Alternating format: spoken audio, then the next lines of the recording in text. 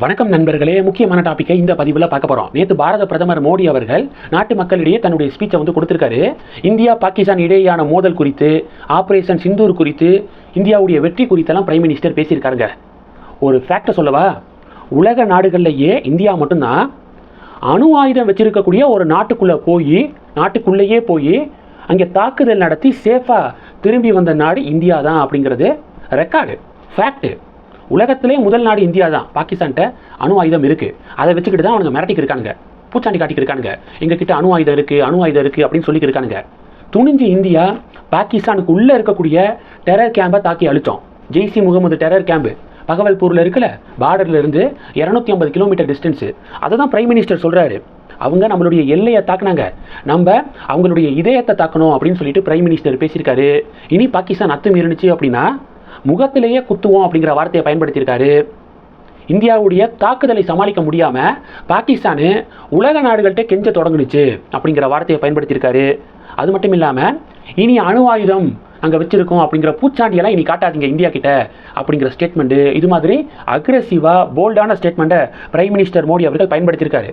இது எல்லாத்தை விட எனக்கு ரொம்ப பிடிச்ச ஸ்டேட்மெண்ட் என்ன தெரியுமா, இந்த மோதலில் உள்நாட்டு ஆயுதங்களையே நாங்கள் பயன்படுத்தணும் அப்படின்னு சொல்லிட்டு பிரைம் மினிஸ்டர் மோடி பேசியிருக்காரு. உள்நாட்டு ஆயுதங்களை நாங்கள் பயன்படுத்தணும் அப்படின்னு சொல்லியிருக்காரு. சாதாரண விஷயம் கிடையாதுங்க இந்த ஸ்டேட்மெண்ட்டு. 2014 முன்பு 2014 பின் அப்படின்னு நம்மளுடைய டிஃபென்ஸ் செக்டாரை, இந்தியாவுடைய பாதுகாப்பு துறையை பிரித்து பார்க்க முடியும். அவ்வளோ விஷயம் 2014 பிறகு வந்திருக்கு, மோடி கொண்டு வந்திருக்காரு. 2014 முன்பாக என்ன நடந்துச்சு அப்படிங்கிறத ஷார்ட்டாக சொல்லிடுறேன். இது போருக்கான காலம் கிடையாது, ஒவ்வொரு நாடுகளும் முன்னேற்ற பாதையில் போகக்கூடிய காலம் இது. ஏன்னா இந்தியா போரை விரும்பலை. உலக நாடுகள் மத்தியில் இந்தியாவுடைய பொருளாதாரம் தான் ரொம்ப வேகமாக வளர்ந்துக்கு இருக்கு அப்படிங்கிற ரிப்போர்ட்லாம் வருது. இந்த நேரத்தில் போர் அப்படின்னு போய் பொருளாதாரம் டேமேஜ் ஆகிறத இந்தியன் கவர்மெண்ட் விரும்பலை. அதனால தான் போரை நோக்கி இந்தியா எப்போதுமே போகிறது கிடையாது. இப்போ என்ன நடந்துச்சு, பகல்காமில் நடந்த கொடூர தீவிரவாத தாக்குதலுக்கு பதிலடியை நம்ம இந்தியா கொடுத்தாங்க, ஆபரேஷன் சிந்தூர் அப்படிங்கிற பேரில். உடனே கோபப்பட்டு தீவிரவாதிகளுக்கு ஒன்றுனா பாகிஸ்தானுக்கு துடிச்சு போயிரும்ல, கோவப்பட்டு பாகிஸ்தான் என்ன பண்ணானுங்க அப்படின்னா இந்தியா மீது தாக்குதல் நடத்த ஆரம்பித்தானுங்க. பாகிஸ்தான் ஏவிய ட்ரோன்ஸு, மிசைல்ஸ் எல்லாத்தையும் ஒன்று விடாமல் சுக்கு நூறாக நம்ம நொறுக்கணும். நீங்கள் ஒரு 10 ட்ரோன் போட்டிங்கன்னா நாங்கள் ஒரு ட்ரோன் போட மாட்டோமா, ஆனால் நாங்கள் போடக்கூடிய ஒரு ட்ரோனு பாகிஸ்தானை தாக்கும். அவங்க 100 ட்ரோன் விட்டாலும் நம்மளை தாக்காது. அதுதான் இந்தியாவுக்கு பாகிஸ்தானுக்கும் இடையே இருக்கக்கூடிய வித்தியாசம். ஸோ அக்யூரேட்டாக ஒரு 10க்கு மேற்பட்ட மிலிட்ரி இடம் இருக்குது பார்த்தீங்களா, இராணுவம் சம்மந்தப்பட்ட இடங்களையும் இந்தியா தாக்கி அழிச்சாங்க.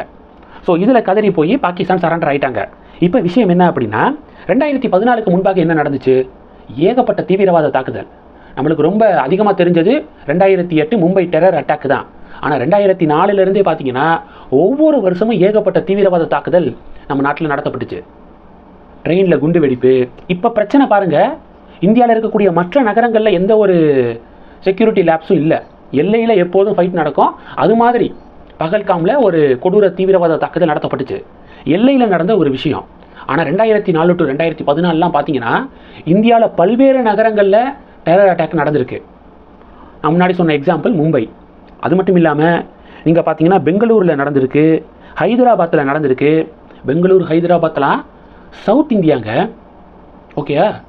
அப்போது எல்லையிலிருந்து இந்தியாவுக்குள்ளே சட்டவிரோதமாக உள்ளே நுழைஞ்சு ஊடுருவி சவுத் இந்தியாவுக்குள்ளே அட்டாக் நடந்ததெல்லாம் உச்சகட்ட கேவலம். அது 2004 to 2014 காலகட்டத்தில் நடந்துச்சு. ஸோ இப்படிப்பட்ட கொடூர தீவிரவாத தாக்குதல் நடந்திருக்குல்ல, பதிலுக்கு இந்தியா என்ன பண்ணாங்க அப்போ அப்படின்னா ஒன்றும் பண்ணலை. ரொம்ப அமெரிக்கா கிட்ட புலம்புறது.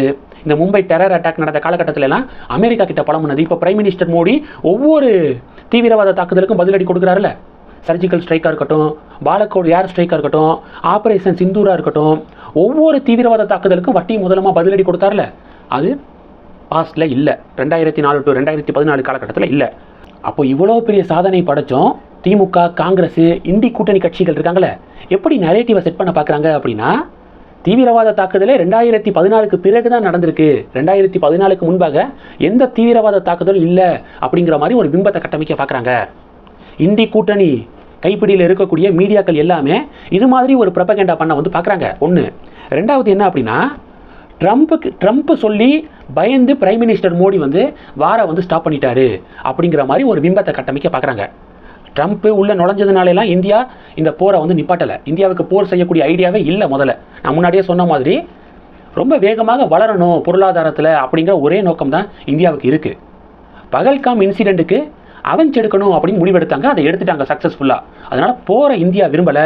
ட்ரம்ப் உள்ளே வந்ததுனால மோடி பயந்து வார நிப்பாட்டிட்டாரு அப்படிங்கிறதெல்லாம் இந்திய கூட்டணியுடைய ஒரு ப்ரொபகண்டா அப்படின்னு பாஜக பதிலடி வந்து கொடுக்குறாங்க.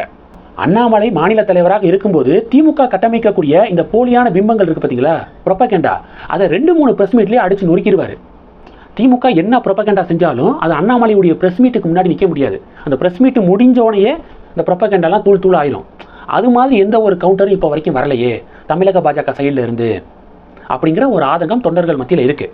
அதனால தமிழக பாஜக அண்ணாமலை கிட்ட இன்ஸ்ட்ரக்ட் பண்ணி நான் அண்ணாமலையே வாலண்டியராக எதுவும் பண்ண முடியாது, தலைவர் சொல்லணும். அதனால் நயினார் நாகேந்திரன் அவர்கள் எடப்பாடி பழனிசாமி அவர்களுடைய பிறந்தநாள் கொண்டாடத்தை அதை விட முக்கியம் இதுதான் என்னை பொறுத்த வரைக்கும். அதனால நயினார் நாகேந்திரன் அவர்கள் தமிழக பாஜகவுடைய முக்கியமான நிர்வாகிகள் அண்ணாமலை கிட்ட பொறுப்பை கொடுத்துட்டீங்க அப்படின்னா அவர் ஒரு 2-3 ப்ரெஸ் மீட்டை கொடுத்து இந்த ஃபேக்கான ப்ரொபகண்டா எல்லாத்தையும் சுக்குநூறாக நொறுக்கிடுவார், அதை பண்ணுங்க அப்படின்னு சொல்லிட்டு தொண்டர்கள் தங்களுடைய வேண்டுகோளை முன்வைக்கிறாங்க. ஸோ நடக்கும் அப்படின்னு நம்ம எதிர்பார்க்கலாம். இந்த டாப்பிக்கை பற்றி உங்களுடைய பார்வைகளை மறக்காமல் கமெண்ட் பண்ணுங்கள். தொடர்ந்து கணக்கில் இருங்க. அடுத்தடுத்து நிறைய பதிவுகளை பார்க்க போகிறோம். நன்றி. ஜெய் ஹிந்த்.